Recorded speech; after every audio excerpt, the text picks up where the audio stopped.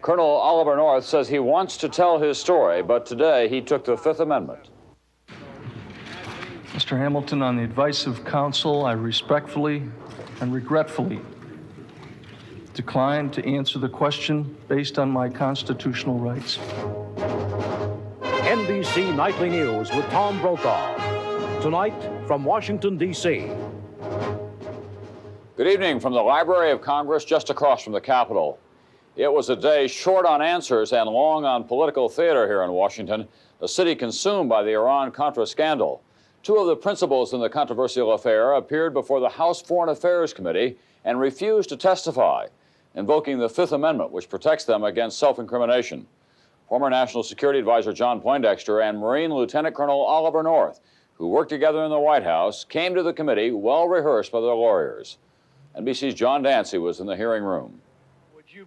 It was a moment of high drama as the former National Security Advisor, a U.S. Navy admiral, appeared before the committee.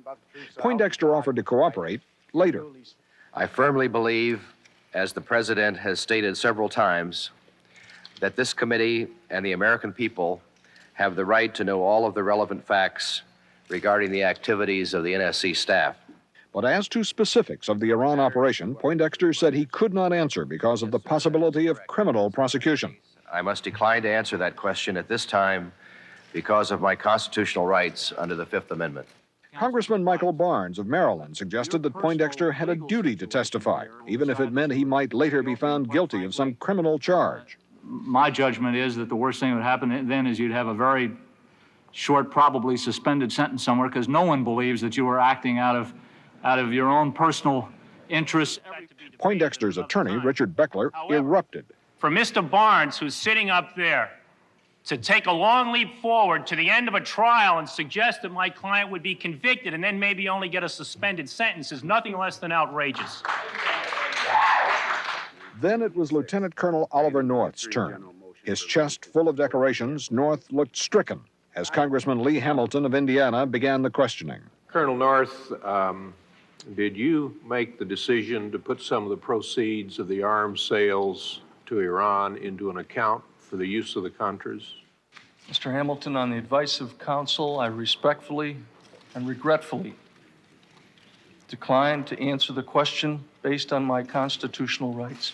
I hope that you and the Congress will be able to work out, as I think we will in time, an appropriate way in which we will have the opportunity to hear from you, because I think you recognize how important it is to the country that we do that.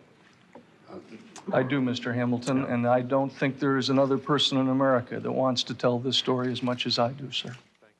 Nevertheless, the impression is growing here at the Capitol that North and Poindexter will tell all they know about the Iran arms deal only if they are granted immunity from prosecution. But so far, they have not asked for immunity. John Dancy, NBC News, at the U.S. Capitol. All of this does add up to a complex legal situation involving individual rights and possible future criminal violations. Our law correspondent, Carl Stern, is with us tonight. Carl, the big danger to these men is the possibility of criminal prosecution if that is recommended by the independent counsel or the special prosecutor, isn't it? That's the point. The key to this thing is not immunity. It's the face that both these individuals face potential, possible criminal charges having to do with the misuse of government funds and